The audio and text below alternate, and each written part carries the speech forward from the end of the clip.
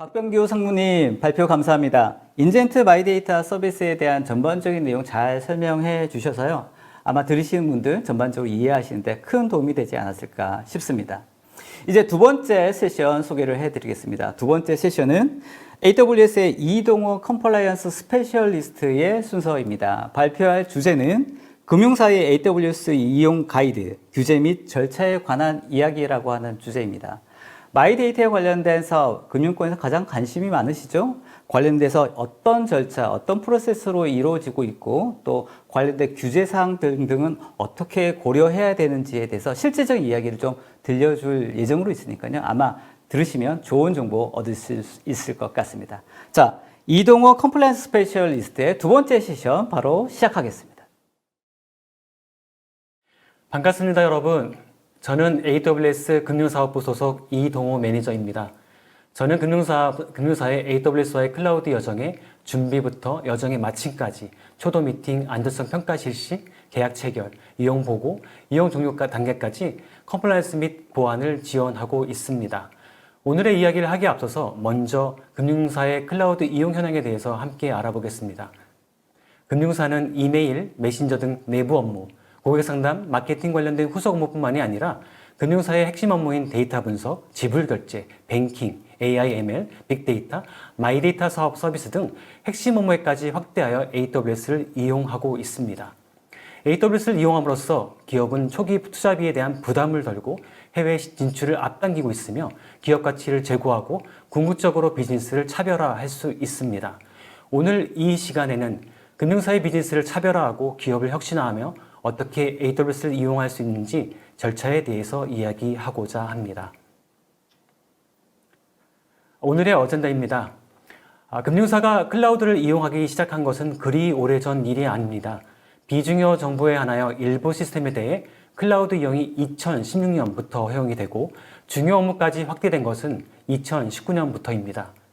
제가 금융사에서 접하는 질문이 내 업무를 클라우드를 이용이 가능한지 또는 개인 신용 정보가 취급이 가능한지 또는 고유 식별 정보는 클라우드를 이용하지 못하지 않느냐 등의 질문을 많이 접하게 됩니다. 그래서 금융부문 클라우드 이용 변전사에서 어떻게, 무엇에, 언제부터 금융회사가 클라우드를 이용하게 하고 있는지 그 변천사를 알아보고 위 질문에 답을 함께 찾아보고자 합니다. 그리고 클라우드 이용 절차를 담고 있는 전자금융감독규정의 조문을 함께 살펴보겠습니다. 마지막으로 AWS의 다양하고 우수한 서비스를 이용하기 위한 이용 절차에 대해서 이야기하겠습니다. 자, 첫 번째 이야기 보따리입니다. 금융 분야 클라우드 이용 변천사입니다. 자, 타임머신을 타고 2016년 10월로 가볼까요? 새로운 IT 기술 확산 및 핀테크 산업 발전과 육성을 위해서 전자금융감독규정이 2016년 10월 6일 개정이 됩니다. 이 개정을 통하여 금융회사가 비중요 정보에 한하여 전산시스템 일부의 클라우드 활용이 가능하게 되었습니다. 일부 시스템의 지정을 금융회사의 자율에 맡기고 지정된 비중요 정보 시스템을 지정일로부터 7일 이내에 금융감독원에 보고하여야 했습니다. 비중요 정보 처리 시스템의 경우 물리적 망분리 요건의 적용을 제외하여 금융사가 클라우드를 이용할 수 있게 되었습니다. 자, 그럼 클라우드 이용 관련 두 번째 개정이 있었던 2018년 12월로 가겠습니다. 2018년 12월 21일 금융회사 또는 전자금융업자가 클라우드를 통해 이용할 수 있는 데이터의 범위를 확대하고 안전한 클라우드 이용 절차를 마련하기 위해 전자금융감독규정이 개정하게 됩니다. 주요 개정 내용은 첫 번째, 금융권 클라우드 이용 범위가 확대가 되었습니다. 개인 신용 정보와 고유 식별 정보를 포함한 중요 정보를 처리 이용할 수 있게 되었고요. 금융권 클라우드의 이용 제공의 기준이 제시되어 금융 분야의 특수성을 고려하여 안전한 클라우드를 이용하기 위한 기준이 수립이 됩니다. 클라우드 컴퓨팅 사업자는 기본 보호 조치와 금융 부문 추가 보호 조치 평가 항목에 의거하여 보안성 심사를 받게 됩니다. 금융회사는 해당 업무 및 정보를 보호하기 위한 안전성 확보 방안을 수립을 하고 이행을 해야 합니다. 세 번째, 클라우드 컴퓨팅 서비스 이용 절차 마련. 클라우드 컴퓨팅 서비스 이용 절차에 따라서 자체 중요도 기준을 수립하고 해당 업무의 평가를 하고 해당 업무에 대한 안전성 확보 방안을 수립을 하고요. 연속성 계획 및 위스탁 운영 기준안을 보완하고 클라우드 이용 여부를 정보보호위원회에서 심의 의결을 하게 됩니다. 또한 네 번째, 클라우드 이용 관련된 보고 의무의 감독이 강화가 됩니다. 비중요, 중요 업무에 대한 보고 의무 등 감독이 강화하게 되고요. 다섯 번째, 클라우드 이용 범위 확대에 따른 조문이 정비가 됩니다. 클라우드 이용 범위 확대에 따라서 조문이 정비가 되고요. 허가, 등록, 물적 세부 요건 중 고유의 용어를 갖출 것으로 개정이 되어서 프로 말씀을 드리면 클라우드 기반으로 금융업 인허가, 전자금융업 등록이 가능하게 되었습니다. 자, 클라우드 이용 변천사를 정리하고 다음 이야기로 넘어가겠습니다.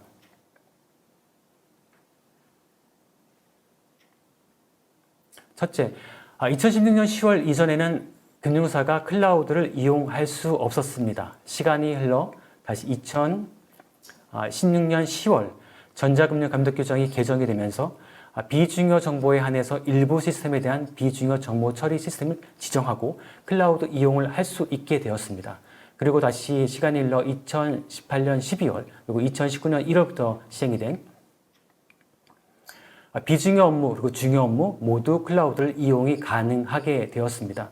또한 고유식별 정보, 개인신용 정보를 포함하여 중요 정보도 취급이 가능하게 되었고요. 한 가지 더 말씀드리면 고유식별 정보나 개인신용 정보를 취급할 시에는 해당 정보를 처리하는 시스템은 반드시 국내에 설치해야 합니다.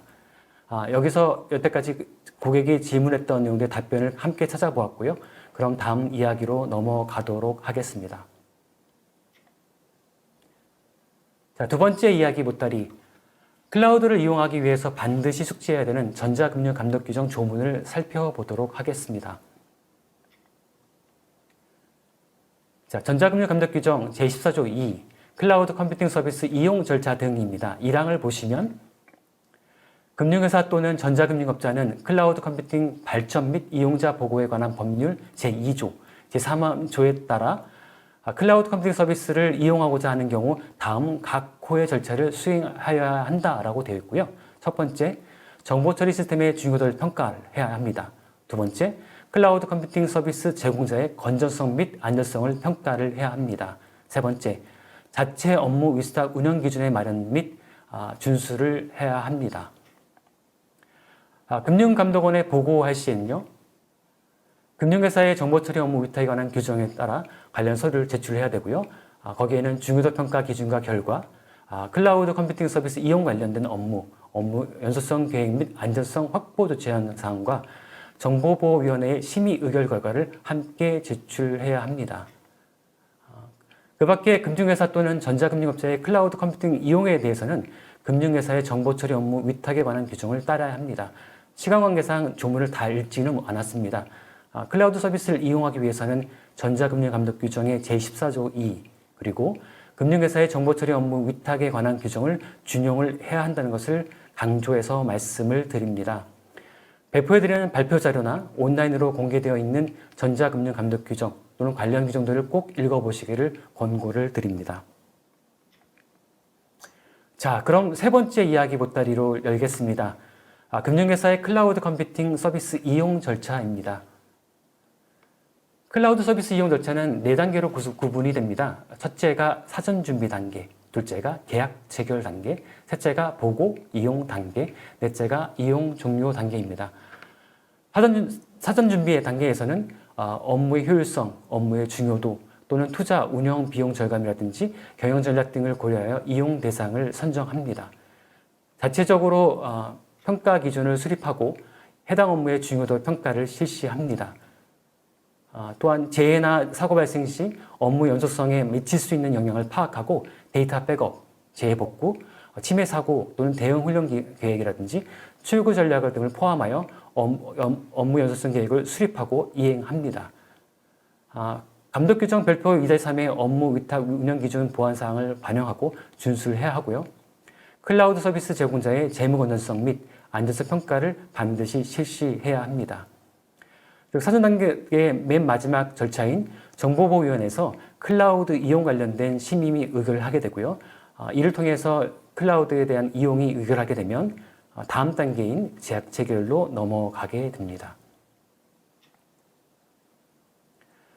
금융회사의 클라우드 서비스 이용은 금융회사의 정보 처리 업무 위탁 규정에 관한 규정 제2조, 제5항, 그리고 제6항에 따라서 정보 처리 위탁에 해당합니다. 그렇기에 클라우드 서비스 제공하는 클라우드 서비스 컴퓨팅 서비스 제공자와 이 클라우드 서비스를 이용하는 금융회사는 반드시 정보 처리 업무 위탁 계약을 체결해야 합니다. 위탁 계약서에서는 서비스 범위 및 물리적 위치에 관한 사항, 그리고 접근권 및 감사권, 수용 의무에 대한 사항, 재위탁 및 관리에 관한 사항, 서비스 중지 및 서비스 수준에 관한 사항을 포함해야 합니다. 자, 다음 단계로 넘어갑니다. 다음 단계인 보고와 이용 단계인데요. 금융회사는 중요도 평가 결과와 무관하게 클라우드 서비스 이용 전 관련 서류를 반드시 구비해야 합니다. 중요도 평가 결과 중요 업무의 경우는 클라우드 서비스 이용하는 실제 개시일 7일 이전에 금융감독원에 보고를 해야 합니다. 반면에 비중요도이며 개인식별이 불가능한 금융정보일 경우에는 서비스 개시 10영업일 이내에 사후 보고를 해야 하며 금융거래 정보를 포함하고 있지 않는 비중요 업무는 반기 보고에 해당합니다. 자, 마지막 단계인 이용 종료 단계로 넘어갑니다. 클라우드 서비스 이용의 마지막 단계로서요. 금융회사는 클라우드 서비스 제공자의 파산, 서비스 중단 또는 서비스 품질의 저하라든지 규제 환경의 변화라든지 또는 그 외 금융회사의 필요에 따라 클라우드 서비스를 전환 또는 종료할 경우 수립한 출구 전략을 이행하고 데이터 이전 및 파기 등을 실시하여야 합니다. 지금 간단하게 클라우드 이용된 절차를 보셨고요.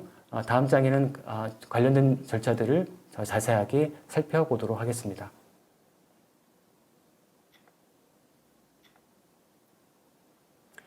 클라우드 컴퓨팅 서비스 이용 절차에 대해서 자세히 알아보겠습니다. 금융 클라우드 절차는 관련 업무별로 그룹핑을 할 수가 있고요. 아래와 같이 구성할 수가 있습니다. 첫 번째가 업무 평가 및 계획 수립이고요. 두 번째가 클라우드 서비스 제공자의 평가 및 평가의 실시, 세 번째가 정보보호위원회의 심의 및 의결, 클라우드 서비스 이용에 대한 계약이고요. 마지막이 클라우드 이용에 앞서서 금감원의 보고입니다. 그럼 첫 번째인 업무 평가 및 계획 수립에 대해서 이야기를 하겠습니다. 자, 금융사는 업무 효율성이라든지 업무의 중요도라든지 또는 투자 운영 비용 절감 그리고 경영 전략을 고려하여 이용 대상을 선정하게 됩니다. 우측 예시를 보시는 것처럼 사용량 변동이 큰 시스템의 경우라든지 또는 사용량의 예측이 불가능한 경우 클라우드를 이용할 수가 있을 거고요. 또는 짧은 시간 안에 구축이 필요한 업무일 경우에도 클라우드의 이용을 검토할 수가 있을 것입니다. 또한 기술 변화에 민감한 대응을 필요한 경우에도 빠른 대응을 위해서 클라우드 이용하실 수가 있고요. 자체적으로 보유 또는 운용할 역량이 부족할 경우에도 클라우드에 있는 전문 인력을 통한 클라우드의 이용을 검토하실 수가 있습니다.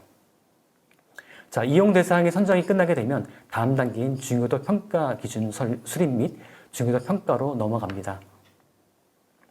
중요도 평가 수립 및 평가는요, 취급하는 정보의 중요도 또는 전자금융거래의 안전성 및 신뢰성에 미칠 수 있는 영향 등을 고려하여 평가 기준을 수립하고요. 이에 따라서 해당 업무에 대한 중요도를 평가를 하게 됩니다. 평가 결과 이용 대상 업무는 비중요 또는 중요 업무로 분류가 되고요. 우측 예시를 참고하시게 된 것처럼 실질적으로 이 사고가 발생했을 때 미칠 수 있는 리스크라든지 또는 금전적인 영향이라든지 또는 실제 사용자에 대한 그 범위 등을 고려하여 이 이용 기준을 세울 수가 있습니다. 다음은 업무 연소성 계획입니다. 재해나 사고 발생 시 또는 업무 연소성에 미칠 수 있는 영향을 파악하고 데이터 백업이라든지 재해 복구, 침해 사고, 대응 훈련, 추구 전략 등을 포함한 업무 연소성 계획을 수립하고 이행해야 합니다. 연 1회 이상 훈련 및 사고 관리를 포함해야 하며 수립된 업무 연소성 계획이 효과적으로 이행하는지 여부를 점검하고 개선할 점이 있다고 한다면 개선하며 수립된 계획의 효과적 이행이 될 수 있도록 해야 합니다. 자, 금융회사는 처리하는 정보 및 이용 대상 업무를 보안 사고로부터 보호하기 위한 안전성 확보 방안을 수립하고 이행해야 되는데요. 제가 가장 많이 접하는 또 질문 중에 하나가 안전성 평가와 안전성 확보에 대한 설명입니다. 아마 많은 분들이 혼동하신 것 같아서 먼저 간단히 설명을 드리면요. 안전성 평가라 하면 우리가 집을 계약함에 있어서 집이 살만한지 여부를 보는 게 안전성 평가이고요. 반면에 안전성 확보라 하면 이미 들어갈 집을 내가 가지고 있는 기준품을 보호하기 위한 일련의 과정들. 예를 들어서 만약에 기준품이 있다면 우리는 기준품들을 방에 두진 않겠죠. 그래서 금고를 설치한다든지 또는 이중창을 단다든지 하는 관련 과정들이 바로 안전성 확보입니다. 자, 안전성 확보에 대한 이 개념을 파악하셨고요. 자, 업무 중요도에 따라서 안전성 확보의 요구는 다른데요. 비중요 업무일 경우에는 계정 관리, 접근 통제, 그리고 내부 시스템과 단말기와의 연계 부분, 그리고 인적 보안에 대해서 강력히 권고를 하고 있는 반면에 중요 업무의 경우는 이 모든 8가지에 대해서 강력히 이행을 권고하고 있습니다. 자, 다음이 중요한 꼭지죠. 자, 클라우드 서비스 제공자에 대한 평가를 실시를 해야 되는데요. 금융회사는 클라우드 서비스 제공자에 대해서 반드시 평가를 실시합니다. 그럼 평가의 그 경우에 대해서 많이 질문하시는데 우선 평가의 대상은 상용 서비스가 되며 퍼블릭, 프라이빗, 하이브리드 모두 대상이 됩니다. 또한 모든 클라우드 구축 무용이 안전성 평가의 대상이 되는데요. 다시 말씀드리면 IaaS를 이용하실 때에는 IaaS 서비스 제공자를 평가를 하셔야 되고 파스를 이용할 때는 파스 서비스 제공자를 평가를 하셔야 합니다. 또한 SaaS 서비스를 이용할 때는 IaaS 파스 서비스 제공자를 평가하시는 게 아니라 SaaS 서비스 제공자를 평가를 하셔야 합니다. 안전성 평가는 시기에 따라서 최초 이용 시 또는 3년 경과 시에 실시하는 평가를 종합평가라고 구분하고 있고요. 반면에 종합평가 이후 매년 실시하는 평가를 정기평가로 구분합니다. 쉽게 매년마다 실시를 해야 한다고 꼭 기억하시기를 부탁을 드리고요. 자, 안전성 평가의 항목은 인적, 기술적, 절차적인 안전성을 점검하는 기본 보호 조치와 금융 부분에 특화되어 있는 추가 보호 조치로 구성이 되어 있습니다. 우측 4가지 인증에 대해서 취득하고 있는 CSP에 대해서는 기본 보호 조치에 대한 평가가 생략이 가능하고요. 여기서 한 가지 질문을 드리겠습니다. 인증을 취득한 IaaS 기반에서 SaaS 서비스를 제공하고 있을 때 SaaS 서비스 제공자에 대한 기본 보호 조치에 대한 평가가 생략이 가능할까요? 생각을 해보시고 답변은 가능하지 않습니다. 이유는 SaaS 서비스 제공자는 IaaS 제공자와 동일한 보안을 적용하고 있다고 볼 수 없기 때문입니다. 그렇기에 SaaS 서비스를 이용할 때 별도의 인증이 없다고 한다면 기본 보호 조치에 대한 평가가 반드시 수행을 하셔야 합니다.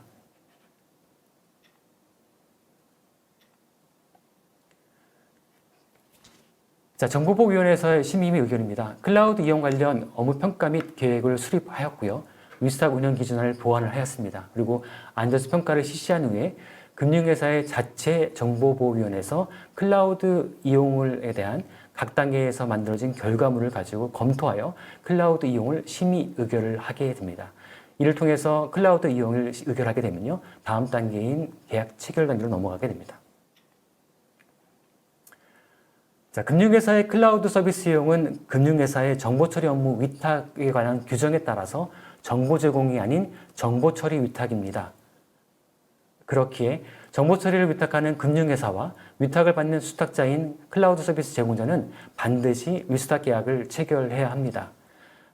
이 체결할 때 금융당국은 금융사의 요구사항을 적극 반영하기 위해서 기업계약서 작성 방식으로 계약을 체결하도록 권장하고 있고요. 서비스 위탁, 보안 관련, 그리고 출구 전략 이행, 그리고 책임관계 명확화 등 필수 명사항을 반드시 포함하도록 권고하고 있습니다.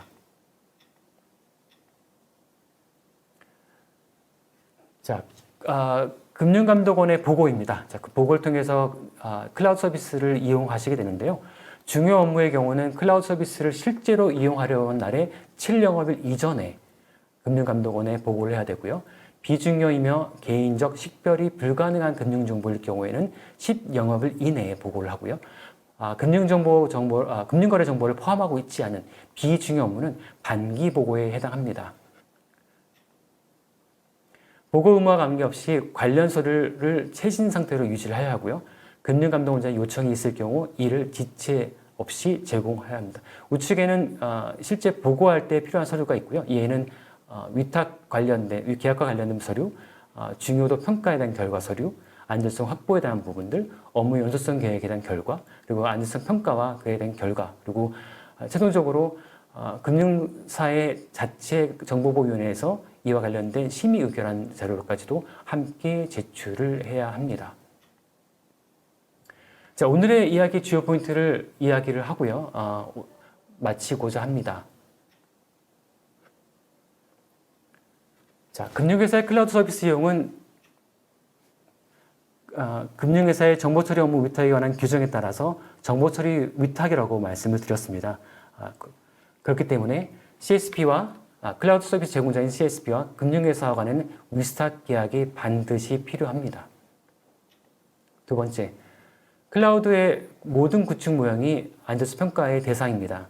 이아스, 파스, 사스 서비스 제공자 모두 대상이 된다고 말씀드렸고요. 다시 말씀드리면 IaaS 서비스를 이용할 때는 IaaS 서비스 제공자의 평가가, 파스 서비스를 이용할 때는 파스 서비스 제공자에 대한 평가가, 사스 서비스를 이용하실 때는 사스 서비스 제공자에 대한 평가가 반드시 필요합니다.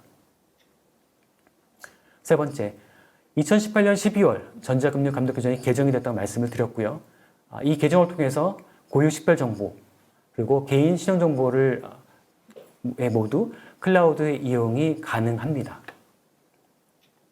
네 번째 꼭지, 자, 고유 식별정보 그리고 개인 신용정보를 처리하는 시스템은 반드시 국내에 설치하며 AWS는 서울에 의존을 두고 있어 개인 신용정보라든지 고유 식별정보를 처리가 가능합니다.